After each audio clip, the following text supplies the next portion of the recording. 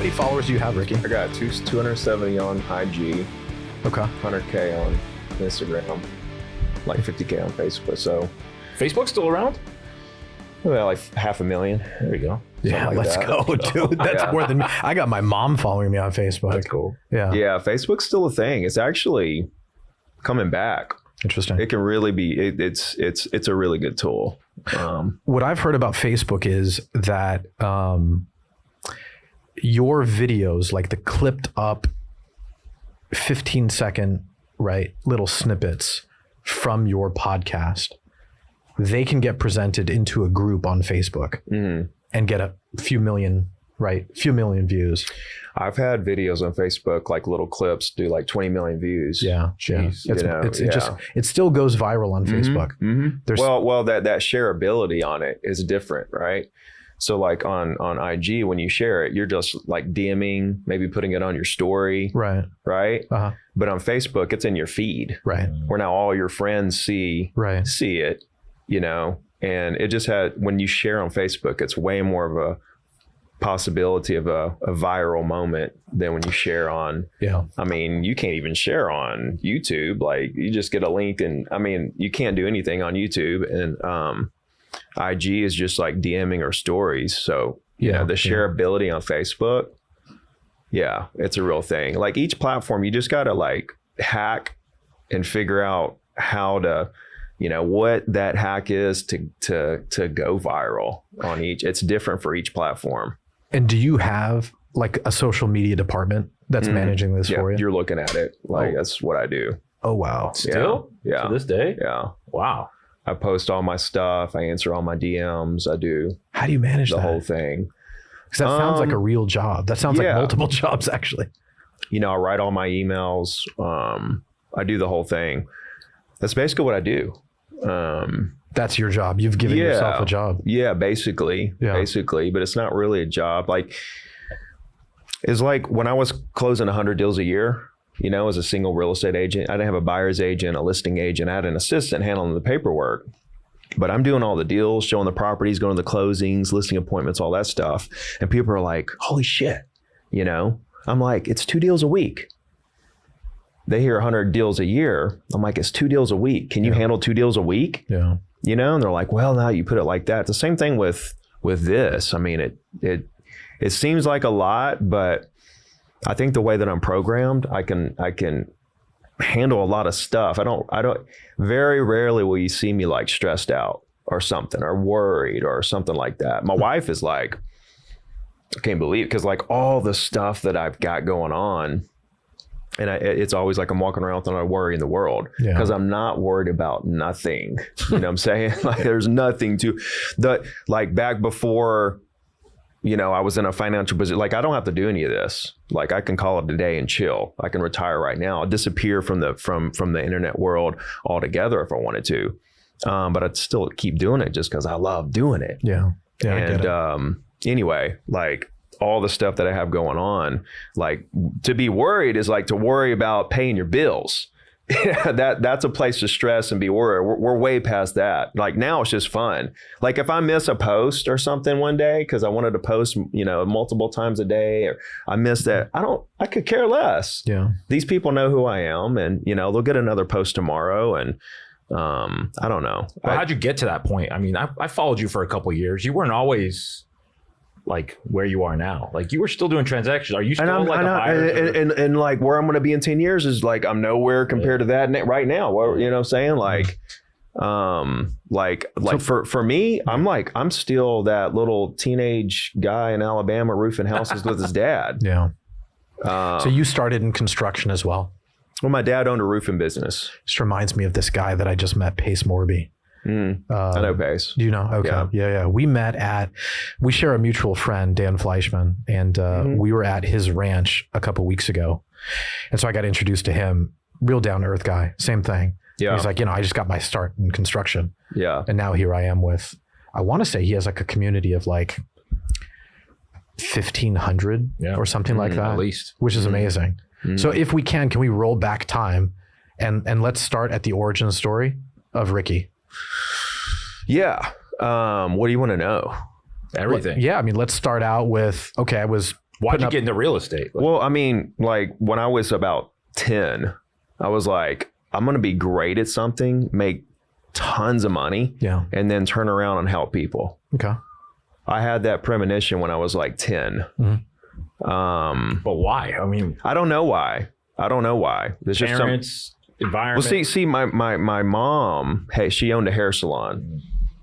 And she was a worker there, right? She owned it and was a worker there, right? She's cutting hair and she owns the place and has several other people, working there. My dad owned a roofing business, but he was on the roof laying shingles. It's like both my parents owned businesses, but they were actually blue collar workers. They were entrepreneurs and blue collar workers all in one. Right. And my dad was like the hard worker. And my mom was more like the big dreamer. And so like the big dreamer, like big dreamers, they kind of slide through life and they have these big dreams and they come up with these big ideas. And their whole thing is one of these big ideas is going to take me to the moon. And the hard workers, they don't ever have these real big, they're real conservative because they don't want to lose everything they worked their ass off for. Right. So like I had from one side of the spectrum to the other, the big dreamer, the hard worker, both actually worked hard and they owned their own businesses. Who'd you identify more with? Both. I mean, so what I'm getting at is like, I'm both. Like I'm the big dreamer guy that works his ass off. And so like, there's a, like I do all my own posts and stuff like that. Like, dude, my big like influencer friends, they can't understand that. They're like, you answer your DMs. Yeah. They can't wrap their head around it at all. And, but that's the hard worker part of me. Right. Then the big dreamer part of me is like, okay, when I hit $1 million a year as an agent, I was like, let me share how I did this with the world. Okay. That's the big dreamer side of me. Let me write a book. Right. Let me become known. Let me become a public figure. Let me start speaking. Let me start doing social media. Let me see if I can actually crack the code on this, building your personal brand and building a multi-million-dollar business out of this. That's the big dreamer side of me. Right. But then behind that big dream, I'm willing to put in that work. I mean, it's like when I came on the scene, the big real estate coaches, I'm sure they looked at me and were like, this guy's gonna be here and gone tomorrow.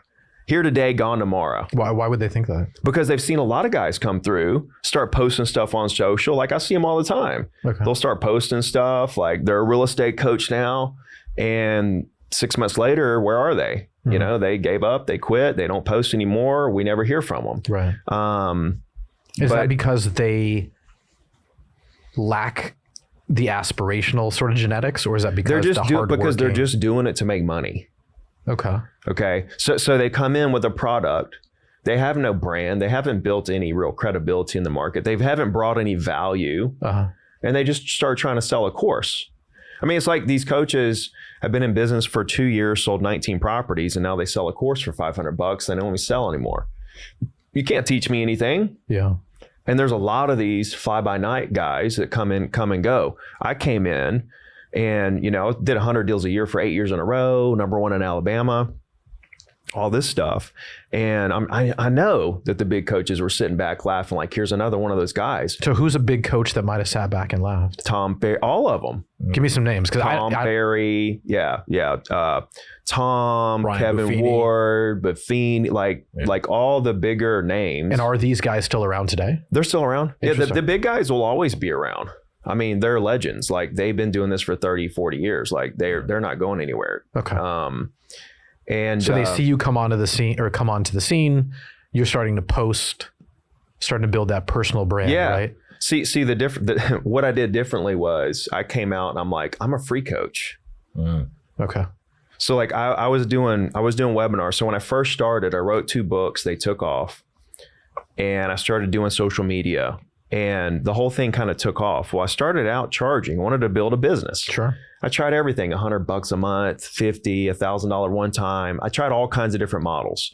Nothing really worked. And I was doing webinars. I would have 300 agents register, 100 show up, and like 1 sign up. And I'm like, damn, like 300 people wanted help.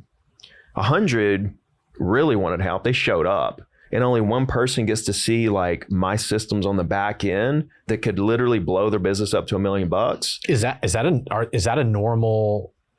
Are those KPIs normal for that type of sales funnel? I would say so, but I was really new. Okay. So could they have been better if I had a bit more experience? Like now, could I do one and have way better conversion? Yes. Yeah. I mean, that was just like 7 years ago. But if you're just starting out, that's a typical. Yeah. Yeah. That's your sales like funnel. what you got to realize is real estate agents, the niche of real estate agents in the education space is a hard niche to crack when it comes to monetizing on the education coachings in the coaching world. Yeah. It's not like real estate investors. Real estate investors, they'll pay $10,000 for a membership. Like that's what Pace does. He has $11,000 lifetime membership. He crushes it.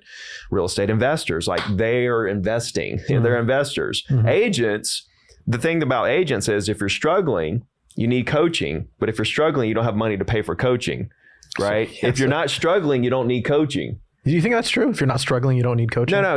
You do to a certain extent. Okay. You do. Yeah, sure. To go to the next level and stuff. Sure. But my point is most of the ones that are crushing it don't do coaching. They're crushing it and they just keep doing what they're doing. Right. So I'm saying like as an audience, like a lot of the big education guys stay away from real estate agents because it's a hard group to crack the code to monetize. And so I realized this really early on. I was like, okay, wait a minute.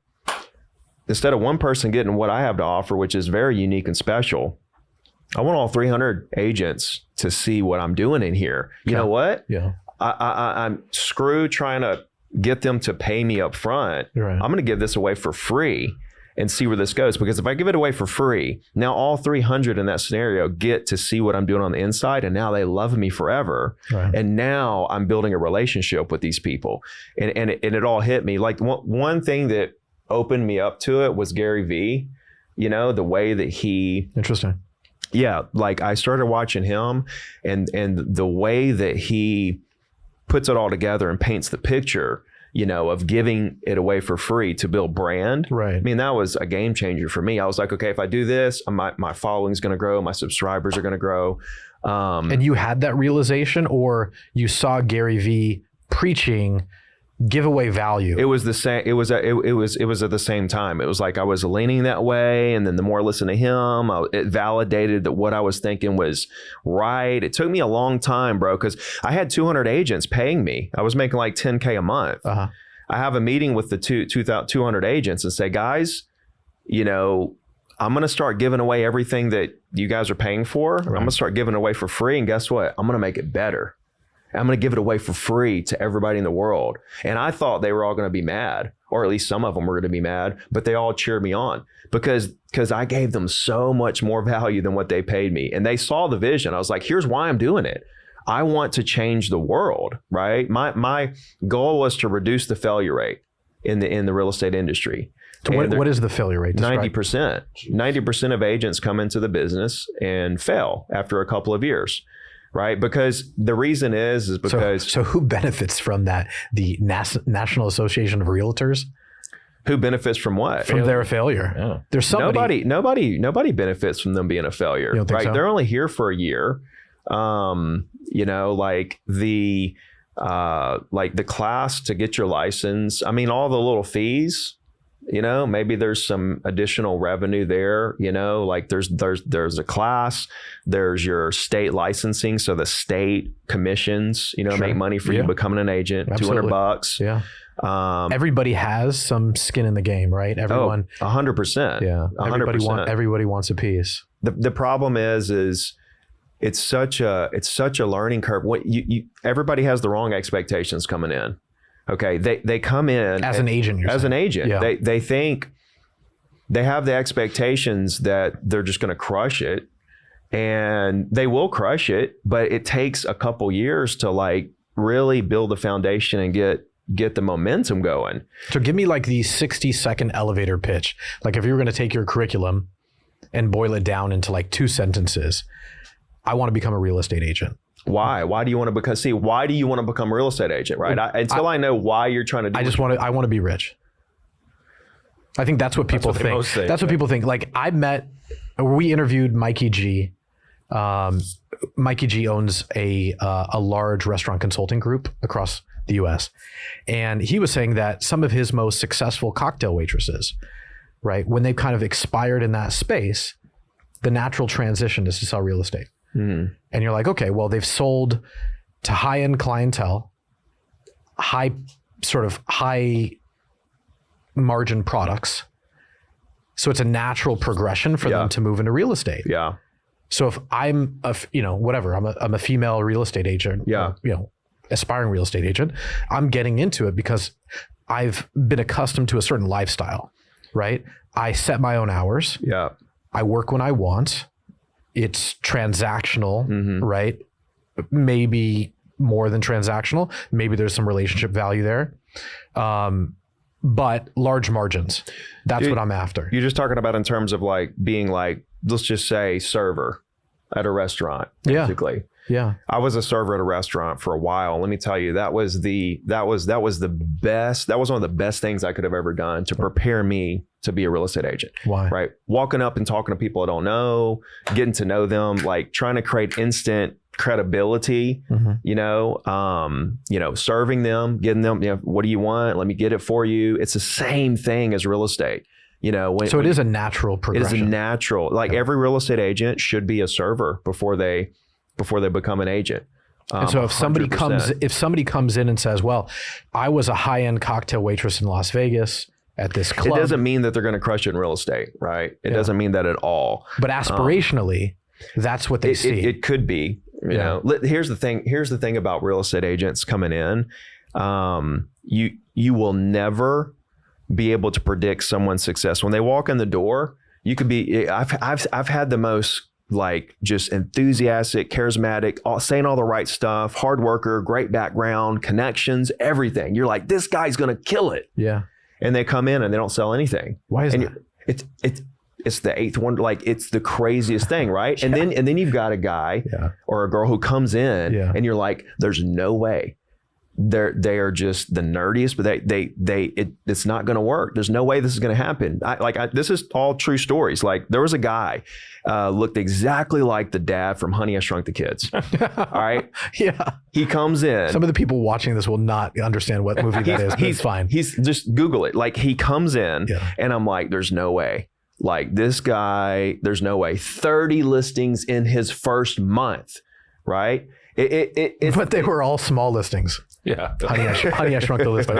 Yeah. No, they were actually, Rick Moranis. That guy. And if you find the one like with the curly hair, I think maybe. He was in Ghostbusters too. Yeah. That's right. That's right. That's him. He was like the key master or something. So there was a guy that looked exactly like this guy and came in and I was like, there's no way. Yeah. And this has happened time and time and time again, man. And so I quit trying to peg people. When they come in, I'm like, maybe they'll make it, maybe they won't, regardless of what preconceived notions that they might crush it. It is literally the eighth wonder of the world of if someone is going to make it or not. It's just like, come in and time will tell. If you're like, I bring a lot of agents in and, I listen to them and they're like, I'm going to crush it. And I'm like, I hope so. Well, let me ask you this. So going back to the Rick Moranis example, because I think it's funny. He comes in and he's got the curly hair and he's got the Coke bottle glasses. Yeah. And you're thinking to yourself, there's absolutely no way that this guy's going to be able to connect and sell real estate. And fast forward to today, does he still look like Rick Moranis? He has not changed one bit. Okay. So that's that was like 10 years ago when that guy came in. Yeah. And so the money doesn't change. Or the money doesn't change people, you're saying? No, not at all. I'm the same person I was. This is what I looked like in high school. So they, except you had a nicer belt. That's about the only thing. And I honestly didn't pick this out. My wife got that was a Father's Day gift or something. Yeah, exactly. Literally just got it. She's like, this is one of the most trendiest things. I was like, okay, whatever that means. Yeah. So I'll wear it on the Stern Talk. Right. Absolutely. He came in and every one of his listings were for sale by owners. So he went to these for sale by owners and I don't know what the hell he said. Right. I have no idea how he got 30 of these people to sign listings with him on the spot, something he had some kind of pitch or I don't know what he did, but this is in Alabama. Yeah. So is that a common thing in Alabama for people to list their home like themselves? It's a common thing everywhere. Is it? Yeah. Okay, I don't know anything in real estate. About 10% of listings, really maybe more than that or so, 10, 15% of listings, the seller attempts to sell it without a real estate agent first. And it is usually first, like you just said, or is it they list with an agent, have a bad experience? No. Well, sideways. They may have had like a past experience, with like a different property. Historically different property. Or something like that. Yeah. But that's not even normally the case. Maybe half the time that's the case. A lot of times they're just like 6% is a lot of money.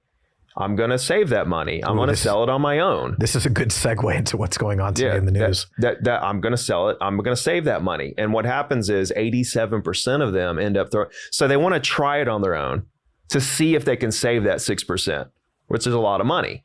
But what they realize is that they can't. And 87% of them throw in the towel and hire an agent to sell the property.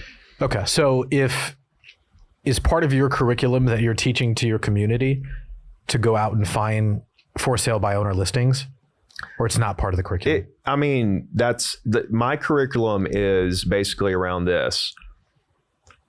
I want to talk to property owners in the market to see what it is they want to do and why, so that I can help them do it.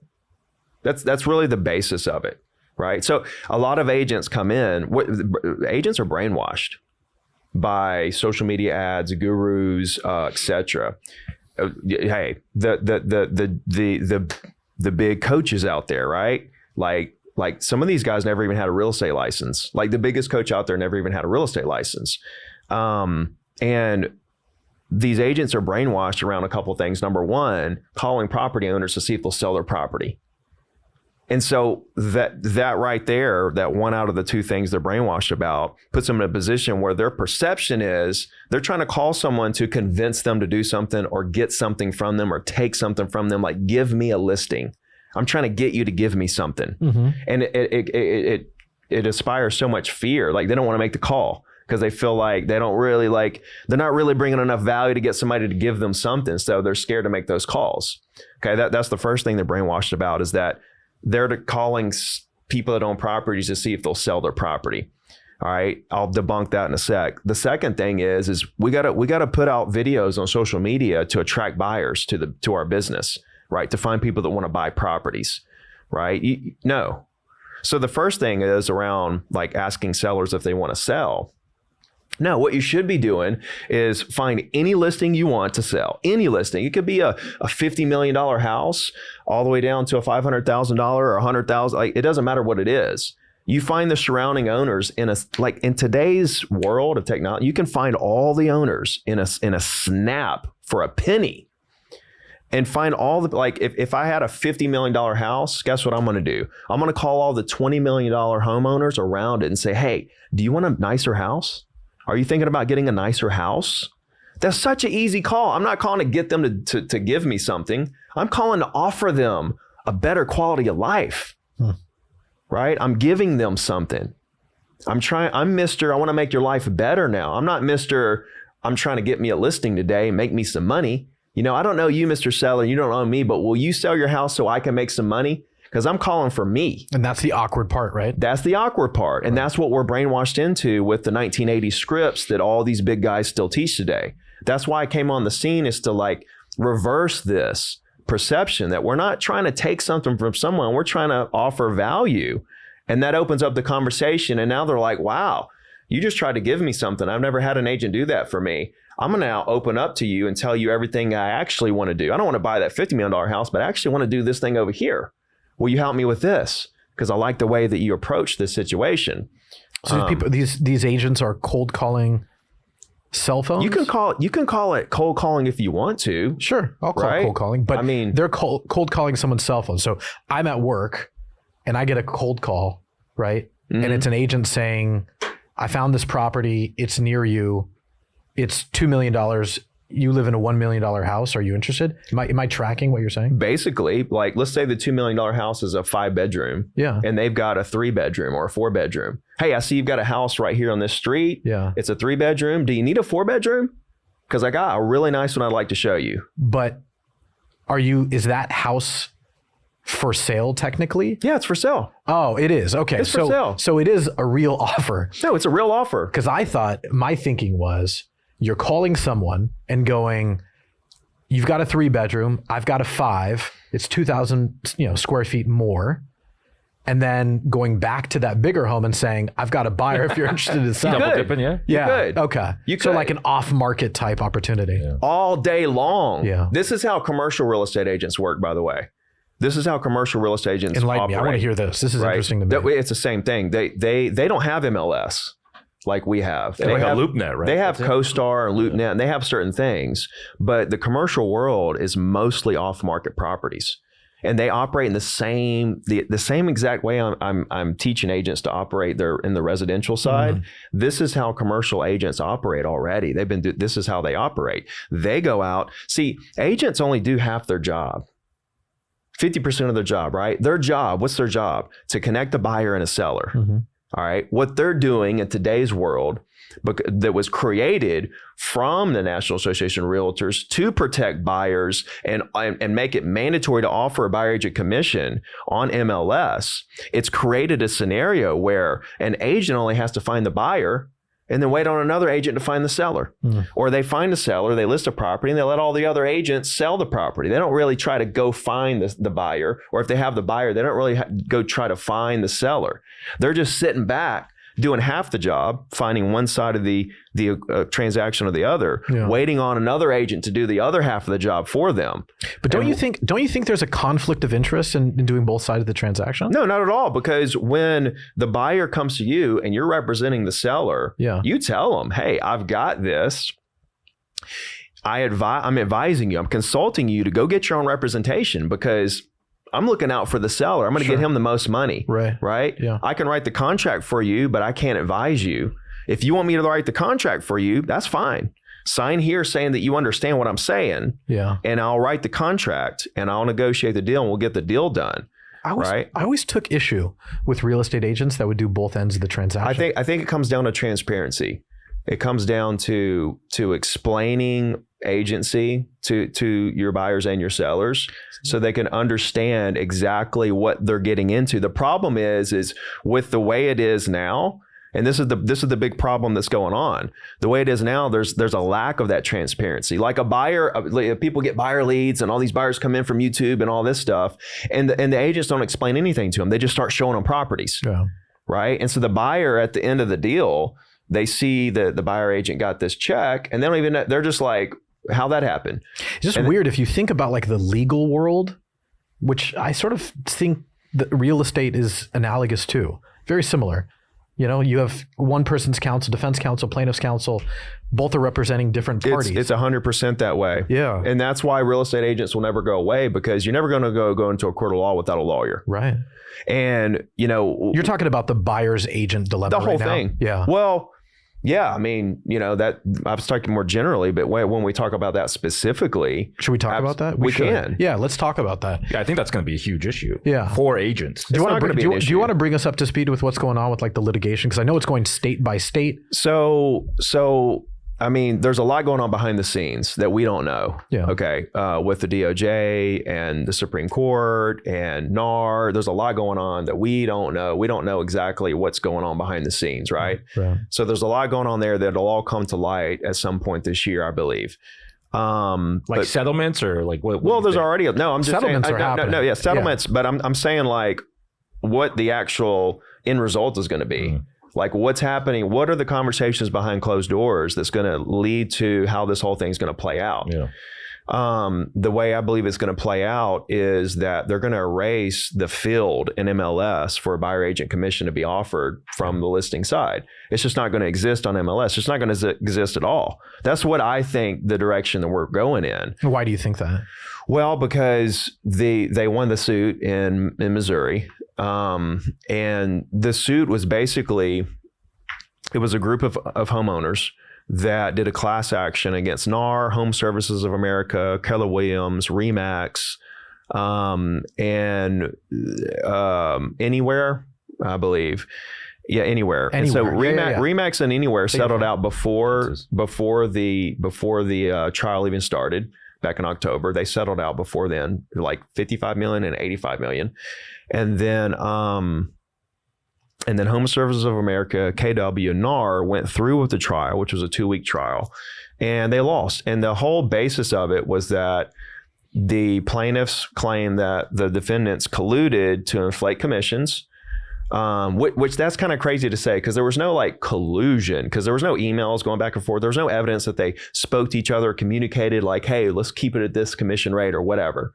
So that is kind of wild, the way that they define what they're guilty of, like collusion. I think that's a little weird to say it like that. Is that a loose interpretation, right? Very, because there was no like. But the jury came back very quickly. They did, because I think they don't, I mean, at the end of the day, you know, a lot of real estate agents don't even understand how this stuff works, much less like people on a jury box. But the fact of the matter is that what they actually got found guilty of is making it mandatory to offer a buyer agent commission to put the property in MLS. Right? They don't feel like that should be a rule that is allowed, because that's the seller basically paying the buyer agent commission and being forced to do so. Right? They're forcing them to do so with the clear cooperation policy rule that NAR has in place. They're forced. They have been up to this point forcing them to do that. And this is the way I look at it. The Sherman antitrust law that supposedly has been broken due to this, in my mind, the way you look at it on paper, it was broken, right? They did break that law. This was the antitrust situation problem. But why was this rule put into place? It was put in place because 40 years ago, when it wasn't in place, buyers were getting screwed left and right because they didn't have representation. Okay, they didn't have representation. So this was in the 80s, maybe? Yeah, in the 80s, 70s, 60s, 80s. This was NAR's way to provide representation for every buyer to figure in to the price. So does it break the antitrust laws? I think so. But it's a catch-22 because it was better for the public. Like, it protected buyers. But it also made home buying more expensive than maybe it needed to be. Okay. And this is what's crazy, right? I don't subscribe to this. No. I'm glad you brought it up, because this is what's crazy about it, is that people think that. And so, okay, what you're telling me is that if the sellers don't have to pay the 2 or 3% buyer agent fee now, are they going to take 2-3% less on the asking price? No, they're not. They're going to take as much as they can. And so now the home is the same price. It's the appraised value. So it's going to be the same price regardless if buyer agent commission is being paid by the seller or not. So now the seller is just putting that 2 to 3% in their pocket, right? It's not coming off the price or making the property cheaper. It's the same price now. Sellers aren't going to say, oh, okay, I'm not paying buyer agent commission, so I'm going to take 2% off the price now. But it's laden with more costs, what I mean. So if you have $1 million home, you've got to pay fees to a buyer's agent. Again, this is not my perspective. And that's part of the thing too, is like if the seller's paying the buyer agent, okay, because that's the way it looks on paper. Sure. Okay. Then, it's like, oh, I'm paying the agent that's negotiating against me. Because on paper, per the HUD statement, it shows that the seller's paying the total, and out of that, the listing agent and the buyer agent. So on paper, it's showing, this is another discrepancy. It's showing that the seller's paying the buyer agent. All right. But at the same time, the agreed on listing agreement basically said, hey, I'm going to pay you, listing agent, 6%. If you find the buyer, you get the 6%. If another agent finds the buyer, you can split that with the buyer agent. Mm-hmm. So in essence, the listing agent's paying the buyer agent, because the listing agent is doing the job for, say, 5%, right? If they find the buyer, they get all 5%. But is there, like, again, I don't have a position on this. I'm not in real estate. The life of a buyer's agent seems pretty easy. You go on whatever is the MLS and you look at, you run these filters and you looking for a house for someone. All right, it fits these. You don't even do that. No. The buyer tells you what they want to see. They see it on Redfin link. They see it on Zillow. Yeah. So what the fuck does a buyer's agent do? Show properties, negotiate the deal, and make the deal go really smooth. There's a lot of intricate details to a transaction. Yeah. You've got Why don't I just work with a seller's agent? Directly. Because they're looking after the seller. Yeah. You need your own representation. Think so? To make sure that the terms in the contract are at least a little bit in your favor and that you're protected at all. I kind of feel like, and this is coming from a Southern California sort of higher end real estate experience that I have. For me, when I'm looking to buy a piece of property, residential, I just go to the seller's agent and I go, listen, you can double end the deal, right? This is what I'll pay. Mm-hmm. And then it either works or it doesn't. Would you do that in court with a lawyer? Yeah, but there's more than just a price. but see, Gotcha. there's more than just a price for a contract. There's all the other terms with the inspections and the Southern California. I just don't care. When you're looking at higher end properties, I'm not really worried about. Listen, inspection wise, California has termites. But you have experience buying and selling properties. Well, I've experienced. Not as an agent or as a lawyer. What my point is some buyers can go out there and do it on their own. Yeah. And some sellers can do it on their own. Yeah. Everyone has a choice to go get an agent or not. Yeah. They don't have to use an agent. So but 90% of people use a real estate agent. Absolutely. And it's their choice. Why do 90% of people use a real estate agent? Well, you don't have to convince me. No, I'm not convincing you. I'm just making a point. I do use a real estate agent. I just use the seller's agent. Right. So I'm still doing exactly what they're looking after the seller. If you had a buyer agent, you might have got a better deal and better terms. See, I never feel like it's going to get me a better deal. This is my experience. I'm just saying it could have. Yeah. And it doesn't cost you anymore because you told him he could double end it. Yeah. So the buyer agent fee is already in the deal. I've just never found a lot of value. This is my experience. I've just never found a lot of value with the buyer's agent. It just seems like, dude, I find an $8 million property on Redfin and it says, this is who it's listed by. Right. And I send them a text message. Hey, I'm interested. Double end the deal. Right.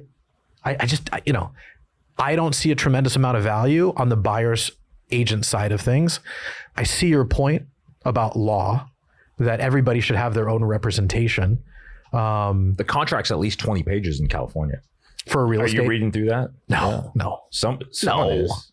On a residential home? Listen, you 20 can, pages minimum. You think the buyer's agent is reading through that? You better. You think so? He knows it. Yeah. He's read it many times. Okay. All right. So So it's like the refrigerator doesn't convey. He's like, gotcha. Here's the thing. Yeah. You can slide by with that, right? Until you get screwed one time. Yeah. And you're like, okay, now I get it. Okay. You might have done a couple deals and it went great or whatever, and you were happy and stuff. And then there'll come that deal where you did get screwed, and you'll be like, okay. See, what'll happen when all this comes into play is, since we're so used to the way it is, and buyers and sellers are so used to the way it is right now, I think buyers will initially say, oh, I have to pay my own commission now? I'll just go right to the listing agent. I can do this on my own. Yeah. And I think we'll have about 80% of buyers who go represent themselves. All right. But over time, I think that'll reverse to 80% of buyers will actually pay for representation. Maybe it takes 3, 4, 5, 6, 7, 8, 9 years to get there for that complete reversal. Mm-hmm. But I think that's the direction it'll go in, because in the beginning, 80% are going to go there and say, I'm going to represent myself. They're going to run all these problems. And there may be more problems on smaller deals than $8 million homes. Right. Okay. For, with people that are more wealthy, that whatever, when people are actually barely scraping up down payments and buying a $500,000 home and stuff like that. Yeah. That's a little different scenario than somebody buying a $10 million house who is worth $50 million. Okay. Well, I don't like losing money either. Right. I'm going to be upset if something is not included in a contract. Right. And I was not informed, right, by a seller's agent. There's a cottage industry, right, in California that's starting up, which is lawyers who will write a letter, right? Can you talk about this? The lawyers now are representing buyers, basically. Yeah. Right. They'll review. It's a little cheaper. It works out. Yeah. Is that in Alabama too? You can hire a lawyer to do that. Yeah. Because in California, this is like a little cottage industry. I'll tell you what's going to happen, honestly. There's going to be so many little startups that pop up out of this that represent buyers for a flat fee. Right. Like they'll charge $3,000 or $5,000 or $10,000, depending on whatever the deal is, whatever. They'll charge something really small and say, we're going to represent you. We're going to make sure this is what it needs to be. We're going to show homes. We're going to do all the stuff. Yeah. That's what's going to happen, is there's going to be these flat fee buyer broker companies that pop up. So should these buyer agents pivot to that? Like I have agents right now who are worried about this whole thing. Yeah, I don't think they can negotiate their own commission. On the real estate agent side, the thing is that right now when a buyer comes to us, we just go show them property for free. Yeah. When this changes, that will change. Whereas when a buyer comes to us, we're not just going to go show them property and not explain anything to them. We're going to sit down and say, okay, what is it that you want to do? How can I help you? Okay, great. This is what you want. This is why you want to do it. Here's how it works. I represent you. This is exclusive. Here's the contract. Here's my retainer fee to get started. Sounds like a lawyer. Yeah. It's going to be exactly a lawyer. And what's going to happen is now every time I go show property, I'm getting paid to show these properties, as opposed to now I'm showing properties for free. Sounds like Redfin. They get paid, They used to do that, yeah. right? I don't know if they still do. They have But showing agents. Well, I think those agents get paid by the hour or they're on by the salaries listing or whatever, something. right? Yeah. And so that's a weird thing because like They're They're not really incentivized incentivized to close a deal. Well, yeah. I mean, they may get bonuses or something like that, but it's not like a traditional agent who's getting paid, 1 to 3% on the deal. So it's a little different scenario. So then it's a little bit high. The more an agent gets paid, the higher the level of service you're going to get. When agents are working by the hour or per a salary, they're going to answer the phone at 6 o'clock at night when there's a problem, or they can answer the phone on the weekends. This is a salaried person. This isn't an independent contractor who, is looking out after you no matter what. Like a lot of agents, they work, till 8 o'clock at night. They'll answer the phone on the weekends. They'll show property and this, that, and the other. I don't think all salaried agents are given that kind of service. So let's go back. So they're sitting there asking for a retainer fee, a buyer's agent. Yeah. There's no way these agents are going to be able to pull that off. What do you mean pull it off? Just even have the confidence to ask for that. They'll leave the business. The ones that aren't confident, and this is why I was saying like agents are doing half the job right now. They're only finding the buyer, waiting on another agent to find the seller, and vice versa. That's going to go away, man. Like you're going to create your own market. There's the national market. Right? There's your local market, and then there's your business market, right? What buyers and sellers do you have within because like, honestly, when all this stuff really, really goes down, like there's a good chance, like, where's MLS going to stand in this? Where's NAR actually going to stand in this? And then what happens? Yeah. Now the buyers and sellers can't go to one place and see everything for sale. And now there's going to be gatekeepers. You're going to have brokerages that have their own internal MLSs. Sounds better to me. Yeah. Well, you're going to have to go to like 4 or 5 different places or 10 places to see everything for sale. Sounds like a marketplace, right? That sounds more, because the NAR and the MLS and that type of thing, that almost sounds like you could miss things though. It almost sounds like socialism. Think about this, where it's like these entities are too big, right? And it needs to be broken down. It needs to be a marketplace. Think about this. You approach an agent, right? They sit down with you and they say, you're going to exclusively work with me if you want me to work with you. Sign this contract. This is exclusive. You can't go talk to other agents. You can't go work with other agents. Sign this, pay the retainer, or this is what you're going to pay me at the end, or whatever it is. Sign this. Boom. All right, now let me go to work. Now that agent's basically looking in their brokerage's internal MLS. They don't have access to all the other internal MLSs. So now you're working with an agent who only has 10% available, the market available to them, 20% of the market available to them. You don't have 100%. You're not seeing all the homes available, right? But it does sound like, you referenced the Sherman Antitrust Act, right? But it does sound like that's what's going to happen. It does sound like have a marketplace of all these little like fiefdoms, right, of listings, and then eventually 10 years down the line, a large company is going to come and start buying up all those little fiefdoms, roll it up. Those fiefdoms, though, are going to be owned by the brokerages. Right. That's what I mean. They're not going to sell their internal MLSs. They're going to keep it with them. Why would they sell? I think that's just what happens. I think then we're going to be right back where we are now then. You're saying you're going to be right back where we are now. Yeah, that's what I'm saying. And that's what's funny about this whole thing. We're literally going back. You get where I'm going. We're going back to the 70s right now. Yeah. That's the direction we're going in. We did this. Yeah. We've been doing this for 30, 40 years. Now we're going to go back to the 70s, right? We're going to see what kind of a shit show that was. And then we're going to come right back to where we are now. It will. It's just going to be this vicious cycle. I absolutely believe in my heart of hearts that's exactly what will happen. Somebody will come back and will start buying these things up. We'll roll them up, private equity, whatever the case may be, take them public. And then you're back 20 years from now. You're going to be in the same situation. But it sounds like the Compasses, the EXPs, the Redfins, they're all public companies and they have their own independent database, right? Yeah. Of off-market deals. They do. Yeah. So it's there. It's Yeah. It's not there now. Yeah. We're They're all living through it. preparing for what's to come. What we didn't talk about, or what we didn't sort of close the loop on, and I'm being mindful of the time, we're at 45. What we didn't close the loop on was this, these class action lawsuits that are going state by state, right? It'll all get wrapped up into one. Like all these settlements will be nationwide settlements. Like, well, they're encouraging them to do it, right? I think the Department of Justice is going. Are encouraging more lawsuits to pop up. Well, I think that too, but I think from the outside looking in, there was a good article on the front page of the Wall Street Journal today that was saying like the Department of Justice is encouraging these realty companies to stop settling at a state level. Yeah. Right. Kind of like the, what was that family with the, that big pharma company, and everyone was suing them for collusion regarding the painkillers. The painkillers, right? Yeah. State by state, right? Yeah. They were getting sued. They're making a national thing. Sackover, I think was the Sackler? KW. They're trying to get the settlement done nationwide. As soon as the jury found the defendants guilty in that Missouri case, the lawyer literally walked over to the desk, already had it wrote up, literally handed the clerk the next lawsuit, which was a national, because that first one was just Missouri. Right. He handed them a national lawsuit, class action lawsuit, nationwide. He opened it up nationwide for $200 billion, against a lot. So that'll settle. Yeah. Nobody's going to court on that. No. That'll settle. No, it means like we know what's going to happen if it goes to court, right? Why didn't KW settle? Why did they? Why didn't they the first time around? Oh, well, I think it was really smart what they did, because listen to what they did. When Remax and Anywhere settled, they settled before the trial. So they were locked in to this settlement, right? Regardless of how the trial went, right? KW said, we'll roll the dice and see if we can win the trial, because we think we possibly can. And then when they didn't, now they're settling out for probably the same amount they would have settled out for if they went pre-trial. So they rolled the dice to see if they could win it and walk away without having to pay these tens of millions of dollars. But it didn't work out. So they're settling. Yeah. So I think it was actually a smart play to go through the trial and see. And now they're really walking out with the same settlement they would have had originally. And who knows, maybe they kick the can on the settlement, right?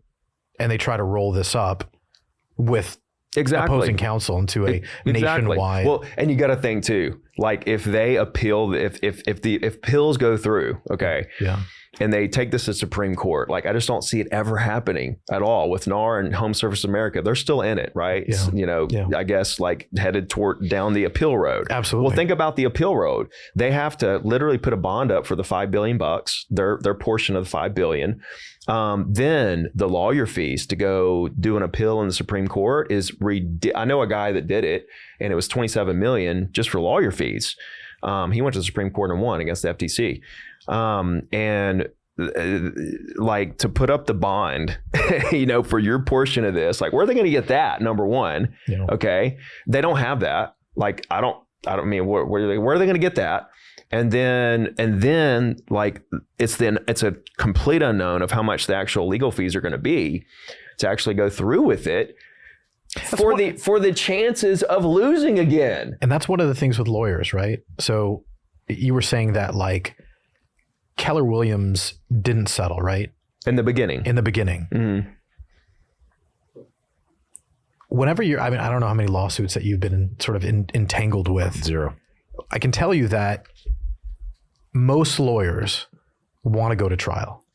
And they want to go to trial simply because that's how they get paid, right? So it's like, settling out of court doesn't really help them. Does that make sense? Because it's a speedier resolution.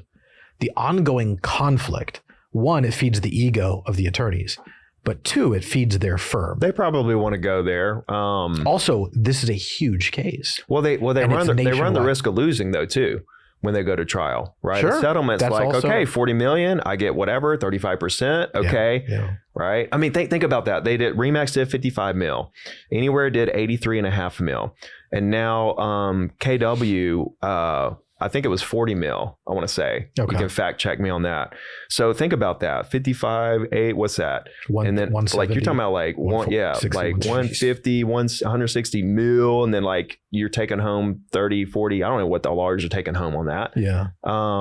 You can assume it's a lot, 30, 40%. Home run. Yeah. Right. And all the individual like class participants are getting dick. They're getting a bag of dicks. They're getting like $1,000. Dude, they're getting nothing. I did the math. People, they're getting like $1,000. The only people who benefit in class action lawsuits are never the people in the class. It was so funny because there was a woman on trial, and she was like, I bought 5 homes and sold 4 homes. Right. And I'm doing this for my children who are becoming to the age that they're going to start buying. All right. She's a part of the class? Yeah, she's part of the class action lawsuit. She was on trial. Yeah. And so my original thought was, okay, you bought 5 houses and sold 4. So you got representation without coming out of your pocket on 5 deals, and you paid commission on 4. So you're ahead right now. Okay, number one. It's an interesting way to look at it. You're ahead, number one. Number two, you're doing this for your kids. So for what? Because you're like, they're about to be coming in their age where they're going to start buying homes and they've got families and stuff. So you want them to pay out of their pocket for representation, or if they can't pay or don't want to pay, you want them to go directly to the seller's agent. Like, you may have a unique situation, right? Where you go to the listing agent and everything works out beautifully. It doesn't happen like that every time. And that listing agent is looking out for the seller. If they can get you for another $100,000 on an $8 million home, they're going to 100%. Yeah. And like, you're like, well, I'll pay this. And if you'll take it, then great. Well, and again, my position is that I do that because I want to win. No, I understand. But but a buyer agent, like if you had representation, they might say, no, don't come in that high. You need to start out at this. Right. I think that works. And I'll argue with you on this point. I think your argument works in a real estate market where there's inventory. But in today's market, specifically in California, I know you're from Alabama, but you have reach beyond Alabama.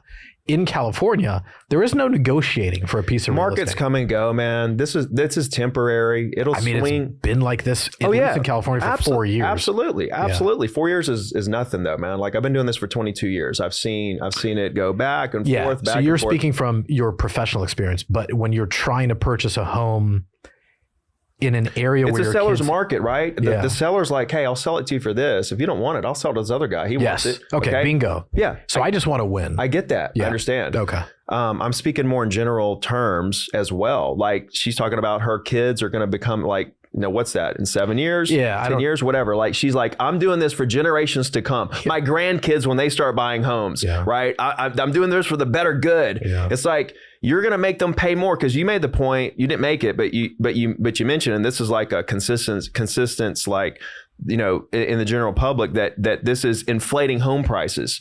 Well, what about when the seller doesn't come down just because there's not a buyer agent involved? Okay. They sell it for the same price. And now the buyer, if they want representation, they got to pay on top of that now. Right. So the situation they're going towards inflates home prices. Not the current situation. The current situation is keeping the cost of home ownership down and giving you representation, versus the alternative is now you got to pay even more to have representation. You got to pay more than what you were going to pay the same price for the house either way. And now you're going to pay for the buyer agent fee on top of it if you want representation. If not, then you don't have it and you're going to deal with somebody who's looking out for the seller. Yeah. It's not good. And in that world, it inflates home prices. Yeah, so I can see it. What do buyer agents do now? Do they join the EXPs? Do they join the Redfins? No, it doesn't matter what the brokerage that they're at doesn't matter whatsoever. Their next move is to continue connecting buyers and sellers. If I'm an agent, I don't want to be a buyer's agent. It doesn't matter what the environment is, right? It doesn't matter what the environment of the market is, interest rates, supply, inventory. None of that matters. Okay. Closings happen every day. There's not a day in your life there wasn't a truckload of closings that happened in your market ever. 9/11, 2008, pandemic, .com crash, the scariest moments in our economic history, real estate closings happening by the truckloads. Even the lowest point, more than any agent can handle ever, right? There's always an unlimited amount of business for every single agent, period. End of story.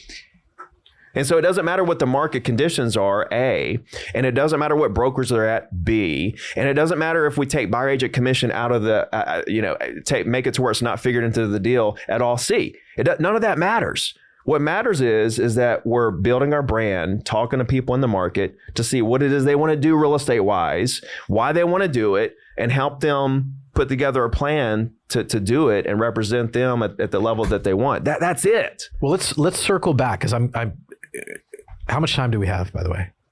We have another 40 minutes. Albert should be here soon. We're at 54. Yeah. We got time. Go. You have a few more minutes? Okay. Because I'm curious killed about the Celsius. He's good. Yeah. Now he's fired up. I'm ready. He's fired up now. Let's fucking go, dude. He came in all quiet. Now he's fired up. Yeah.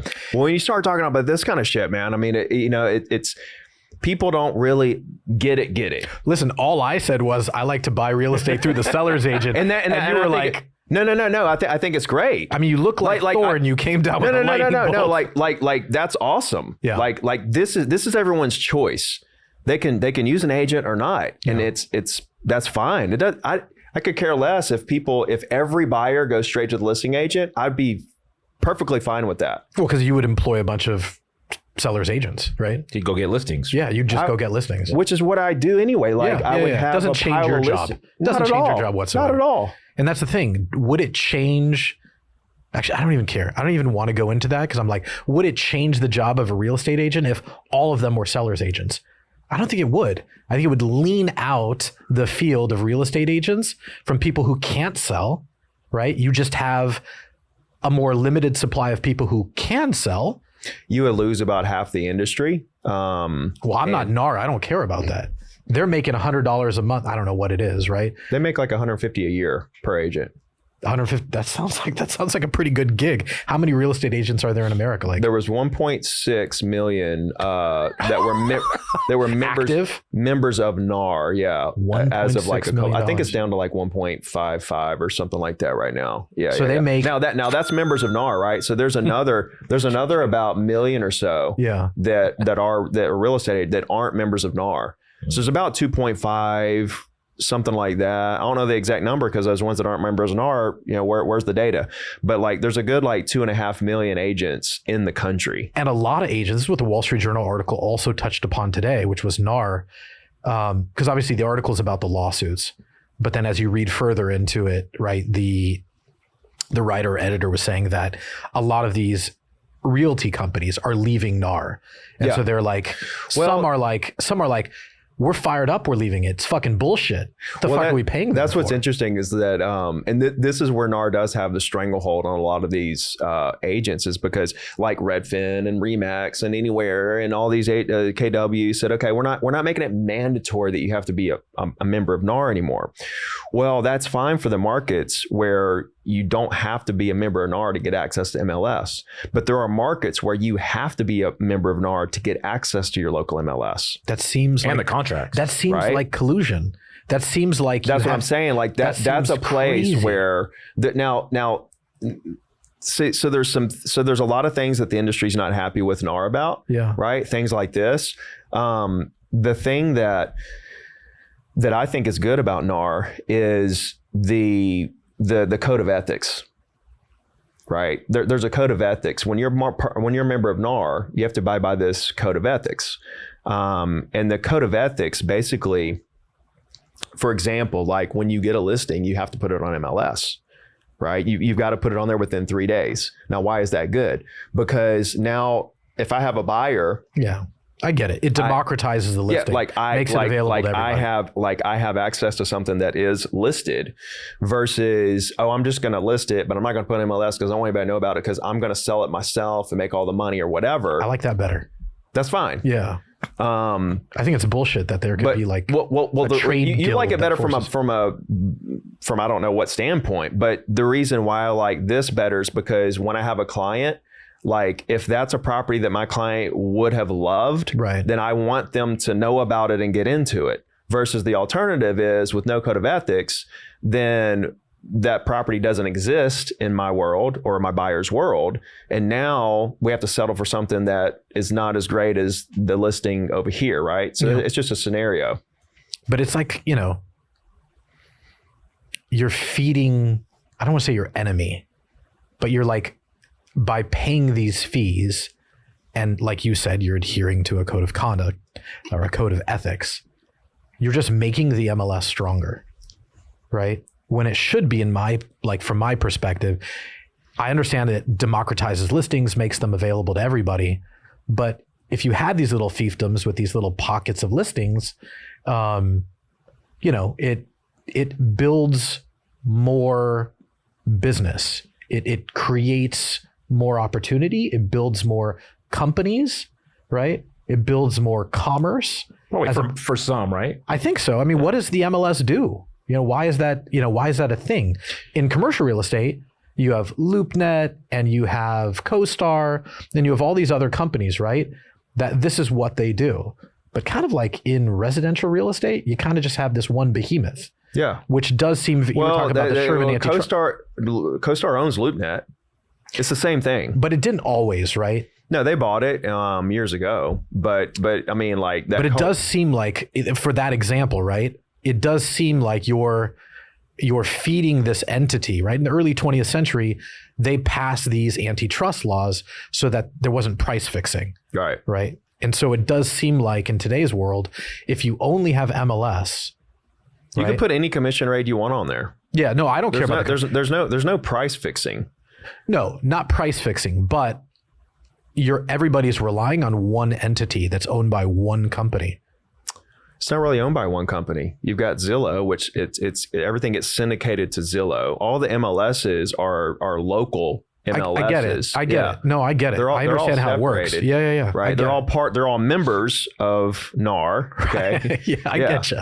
I get where you're going. Okay. Yeah, they're not all together. They're all one, right? But they are members of it, and but they're all feeding in. It reminds me of the Matrix. You have all like the guys laying here like this, right? And then all these little bloodsucker little things are coming on, right? And that's the Zillows and the Redfins and all these little companies. Homes.com and Realtor.com, and they're all sucking from the MLS. Yeah. It's like, what do we need them for? What does that even do, right? What do you need who for? What do you need the MLS for? To get the listings in front of every single buyer. I get it, but but there's a number of different. You can skip that, right? Why would you want to? Why would you not want to see everything for sale? If you were a buyer, why would you not want to see every single home? I get your argument. Yeah, I mean, it's not an argument. It's just a question. Like, if I'm a buyer, I'm thinking about if I'm a buyer, I'd love to see every single home for sale, not just a couple that are for sale. I'd love to see everything so I can say, okay, these are all my choices, all my options. I want to see this one, and this one. Let's call my agent. Let's go see them. Yeah. From a buyer's perspective, I would want to see everything for sale. The way we're going is you're not going to be able to do that. Yeah. But I think what it does show everything. Like, there's no real industry out there that has all the products. Here's what I think. I get it. You are the fucking product. That's the fucking problem. That's the inherent problem that I have with this structured economy or real estate listings.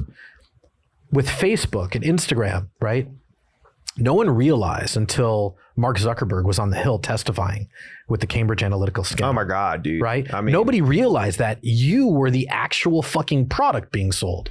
So it's like you put your listing on MLS and then all these companies are pulling down that data through an API. Yep. They're all monetizing eyeballs. Yep. But it's your fucking listing. Yep. So my point is democratize it even further. Right? I want to make money by listing my home. If I'm an agent, like let's say, for example. Thank God for those portals though, right? Yes. It made me to where I could sell 100 properties a year. Yeah. Without that, I couldn't. Right. If these companies didn't allow these API accesses that didn't exist in the 90s, right? You wouldn't have the Zillows and the Redfins and that type of stuff. Right. So, But they made it to where you could sell so many properties in such less time. Yeah. Right. Like I used to spend hours looking for properties for buyers. Now they just tell me what they want to see. I guess if I'm a real estate agent, I want to own a website that has my own listings that are off market. And I want to provide an API to your real estate that's company. another part about the code of ethics. You can't advertise an off market property to the general public. That's what I'm saying, right? That's what I don't agree with. I'm saying I have this, let's go back to my example. Well, the thing is if it's off market, right? But then like you've got it off market, then another agent has an exclusive listing agreement on it. It's just like, I'm just saying I want to monetize eyeballs. So Redfin. Well, now you're Zillow, in a different business. Yes. Right. That Now would you're exist. not a real estate agent, right? You're monetizing eyeballs. Now you've got a different business. Bingo. Right. Well, now I'm saying that a realty company can be a software company. Yeah. Right. Oh, absolutely. And can make money not only from buying and selling properties, but from their listings. Yep. And that's just my opinion. I think if you democratize things further, because it does seem very collusionally, that's not a word, but it does seem very like it does with the MLS and then them giving these API. Well, you're going to get your wish, bro. Yeah, absolutely. And then it will come full circle. This So is we've the already direction talked we're about going this. in, and it doesn't matter. You know what I'm saying? I wanted to segue to EXP. I was trying to explain it to Will. Yeah, I don't know much about it. He basically came up with the conclusion that it's a pyramid scheme. True or false? Can you explain to him? Well, I didn't use the word pyramid. I used the word multi-level marketing. Yeah. That's what you said. well, I mean, if You're you say, EXP, right? Yeah. Full disclosure. Okay. if you say that, then I mean, you're basically saying every brokerage is. So I don't know anything about this. So Yeah. you'd have to explain to me. So like Remax Okay. Corporation, they go out and find the regional owners. Are these franchises? Yeah, they're franchises. Okay, all right. They find the regional owners. The regional owners find the franchisees. The franchisees find the broker owners. The broker owners find the agents. He is painting a picture of a multi-level marketing scheme. That's Remax. Yeah. Okay. That's Keller Williams. That's every single brokerage. So what defines why when people talk to me about EXP, which I just learned that word like 3 weeks They ago? wouldn't if you're not an agent. Okay. But what's the difference? Don't sell me an EXP. Here's the difference. Okay. If you want to own an office, if you want to be a broker owner, a franchise owner of a Remax, Right. you go out and you give Remax a big franchise fee. How much is that? Tens of thousands, 30,000, whatever. Or you buy a franchise or a location from an existing Remax broker owner, right? And this is just to fly the flag. Yeah. You're just not a flag- getting flag. anything. No. Okay. So you want to own this Remax, right? And so you want to become this franchise owner, this broker owner. You go out and you pay for it. You pay Remax 30 grand. You buy it from a current owner or whatever, right? Now you've got it. All right. Now you've got it and you've paid this money before you even get started. Then you have to get an office, mandatory. You have to get an office. Then once you get the office, you can recruit agents locally. You mean brick and mortar? Brick and mortar. Okay. Yeah. Right. You have to. It's mandatory. Sure. You go out and you recruit agents locally. All right. You bring them in and now you're liable for every agent. You have expenses per every agent. You have to deal with the paperwork, the compliance of the contracts, initials, and making sure all the contracts are just like they're supposed to be. You're getting audited by the state. You've got E&O insurance. You've got legal. You've got compliance. You've got payment processing. You have to handle all this. It's your responsibility. Yeah. Now I'm painting the picture. Okay. Now let me run through it so you completely understand it. You pay a big franchise fee. You get a brick and mortar. You recruit local agents, and now you're responsible for all of them legally. You have expenses, all that stuff. Just sounds like a business. It's an absolute nightmare because those broker responsibilities, you ain't getting paid for that. You don't make much money as a broker, but you're losing your mind on all the stuff that's involved with being a broker. Okay? Give me an example. What's something that is a huge expense that you don't want to be responsible? Well, you have the office number one that agents don't use. Okay. You've got E&O insurance. They're all working from home. Is that the point? Yeah. Yeah. You've got E&O insurance per every agent, right? That could run you whatever. It could run you Arizona anywhere from $1,000 to $2,000 an agent or more, right? Per year. Yeah.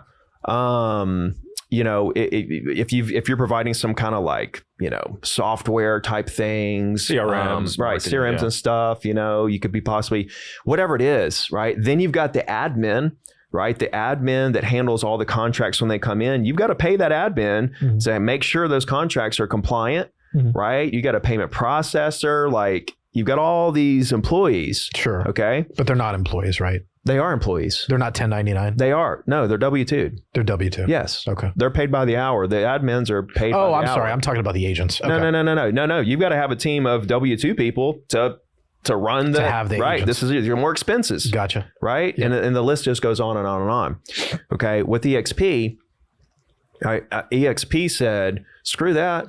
Right. And the problem with Remax and KW is they sold regions and franchises. So they don't own those offices. They're all independently owned and operated. Yeah. So Remax doesn't own the Remax office you see driving around. The corporation doesn't own it. The local broker owns it. They fly the Remax franchise flag. model. Yeah. Right. And so they're all independently owned and operated. EXP said, we're not going to sell regions and franchises. The corporation is going to own the entire globe of EXP. We're not going to sell regions and franchises. So we still have control of every single agent. See, the local Remax brokers, they can like negotiate fees with their agents and do different things. You can't do that at EXP. Okay, so the comp structure is different? Yeah, it's the same for everybody at EXP. So EXP said, instead of you paying me a huge franchise fee to have a local office, I'm just going to give you your own global franchise for free. And now if you want to get an office, you can. We're not going to make you. It's not mandatory. And if you do open up an office and you do recruit agents locally, guess what? You're not liable. You don't have any expenses. You don't worry about any of the broker stuff, payment processing, none of that stuff. We'll take care of all that.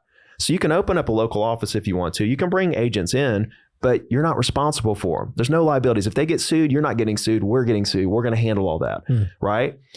But not only that, since you own a global franchise, you can bring in agents anywhere. You can bring in agents in Dallas and New York, and bring them anywhere you want. You don't have to be restricted locally as if you were a Remax broker owner. So is a guy like Pace Morby that has his community, is he a guy who goes, I'm with Remax, I'm with KW, whatever. I'm going to switch to EXP because my community spans the whole nation? Well, they are EXP, I believe. Oh, they are EXP. Yeah. Okay, interesting. I think but that's why you made the switch, right? You were Remax or... So, where were you? So I was with Remax for 10 years. long time. I was the number one Remax agent in Alabama for 3 years. I was the number one guy in my MLS for 8 years in a row. I was, spanking like 20 agent teams. I was out selling them. And I made the move because I wanted to, number one, like I had a thing with Remax. Like there was a situation. I was like, I'm out. And you don't want to talk about that? Not really.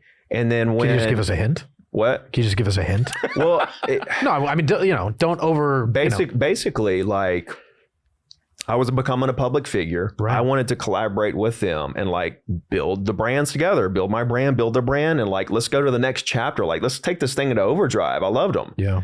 And then I kind of like, I got to know who corporate what really was. And then they charged me a bunch of money to come speak.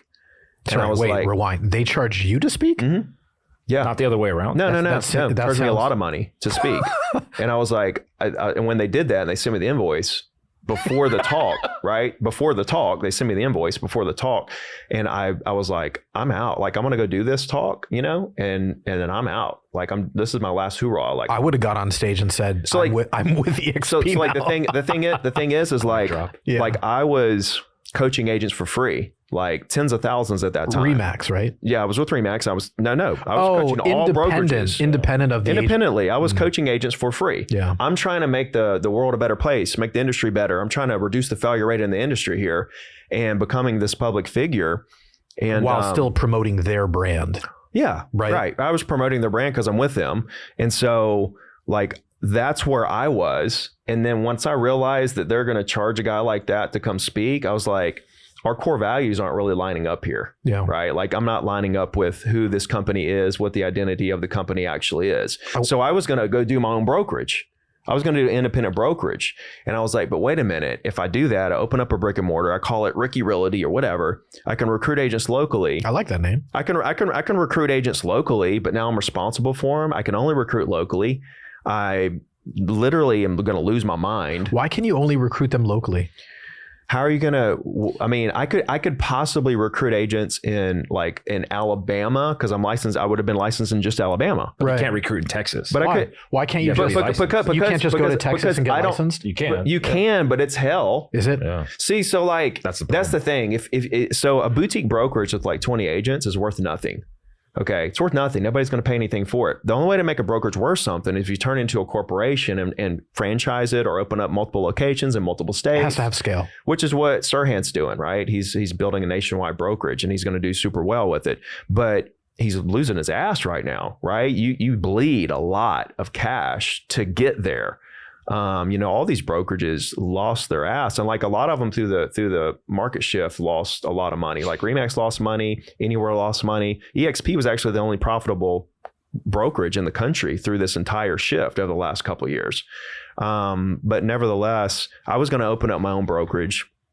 I could have recruited agents in Alabama, but I had no infrastructure. It's like, what am I giving them?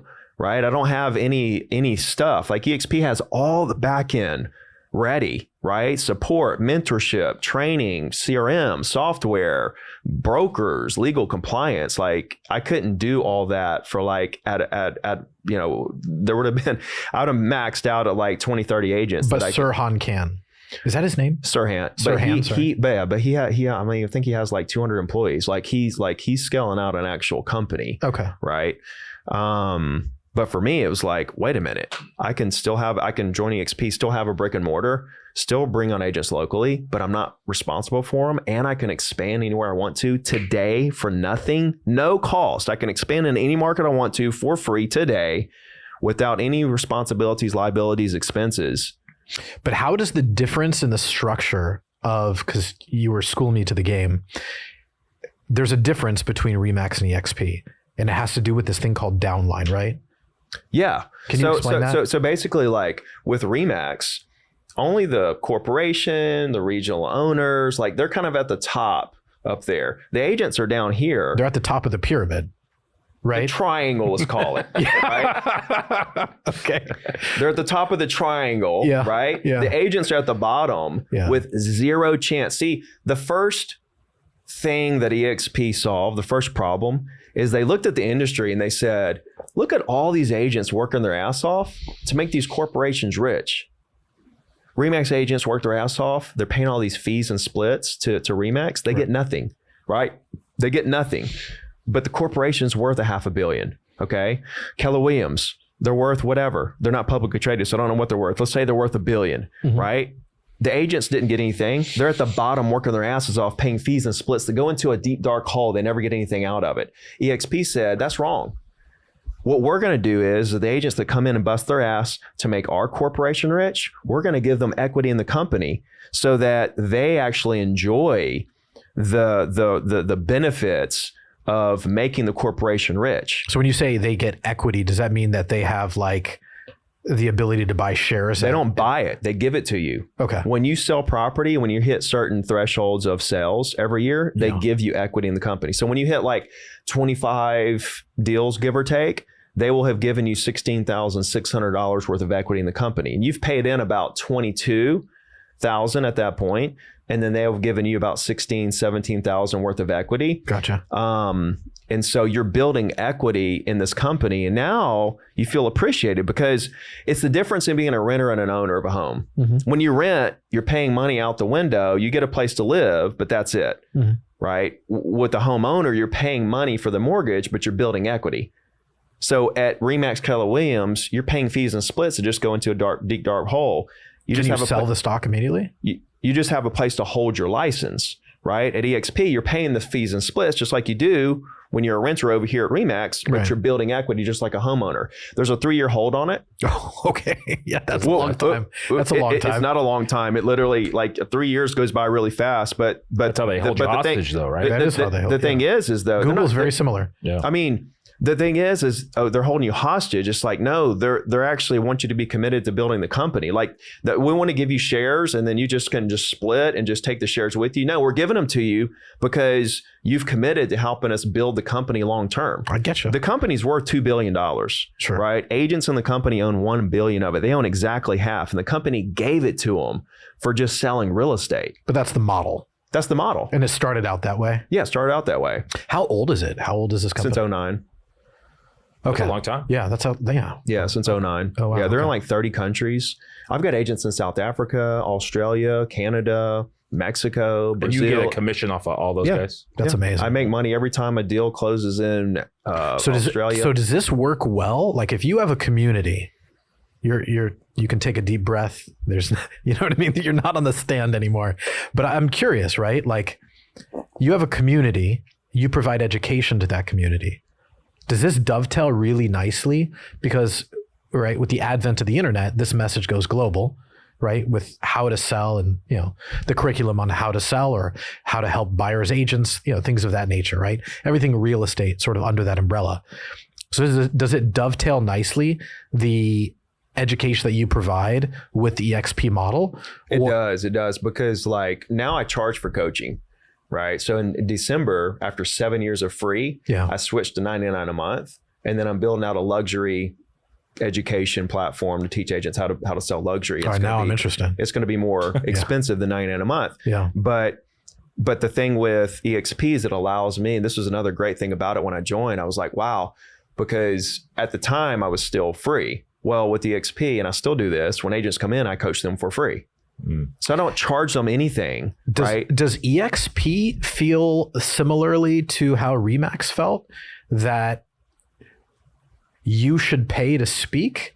Or do they feel that you're a better brand ambassador? The difference is that when you go to these conferences with EXP, when you hit certain thresholds and stuff, they give you equity just to show up. Instead of a speaking fee, you get equity for showing up. They're giving everybody that hits these thresholds. That's awesome, right? Yeah, that's they give awesome. everybody that hits these sales,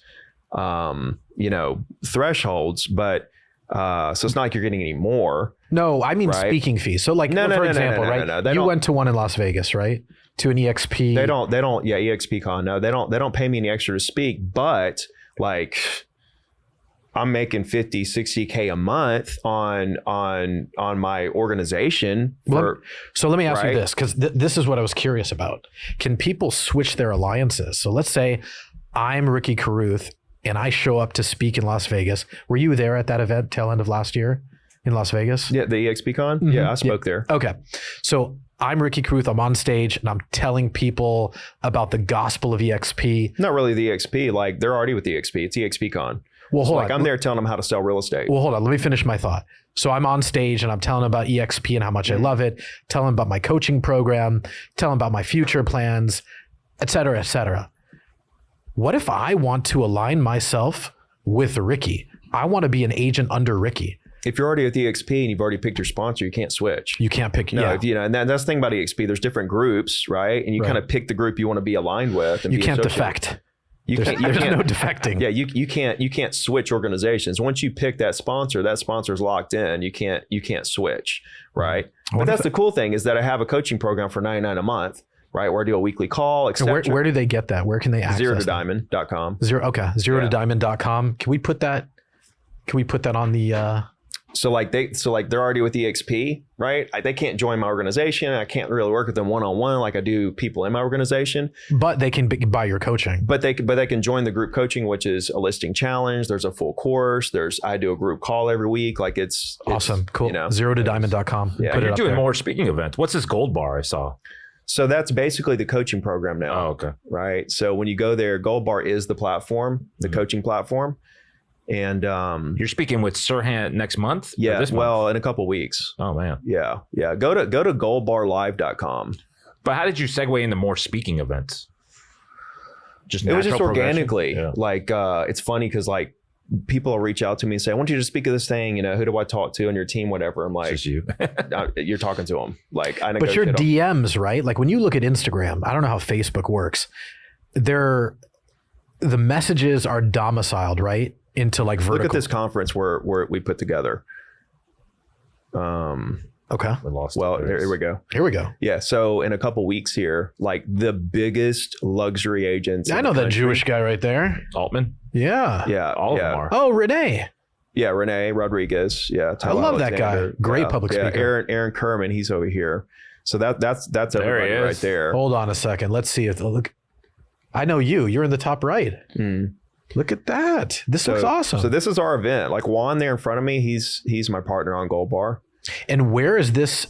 On Times Square, dude, where they hold the Heisman Trophy award ceremony. It's going to be in the same venue. And when is this event? In a couple of weeks, February 29th. February 29th. And is it one single day? It's one day. Okay. Yeah. Gotcha. There'll be 1,200. That's actually 2 days. They're having like a workshop the next day with Aaron and a couple other the big luxury people. What does it cost to go to that? So there was a $99 ticket that sold out. There was a $1,600 ticket that sold out. Now I think it's like a $500 ticket that's left. And how many people are you guys expecting? 1,200. 1,200 agents, yeah. And so 10-year-old Ricky, did you think you would get to that stage? Did you see it? It seemed like you did. Hey. Yeah. Maybe. Yeah, there it is. So actually that diamond is that's for day 2 as well. So no, they sold out the silver. So the $99 still left, the $600 one, and then the 2000 one. Well, you guys better hurry up. Go to Gold Bar Live. Is it Gold Bar Live? Goldbarlive.com and come. Yeah. It's gonna be the best. It's gonna be the biggest. It's gonna be the most incredible luxury real estate agent event ever. I mean, like I don't know if we'll ever get that same lineup ever again. Well, you get a better one next year. Yeah. Hopefully. We'll see if every we get, year. I mean, it took a lot to outdo that lineup. You know, I mean, it took a lot to put that together, but yeah, it's pretty cool. From laying shingles on a roof to speaking in Times Square. Oh, it's gonna be cool. Ricky, thanks for being here on Stern Talk. Yeah, we'll see you guys next time.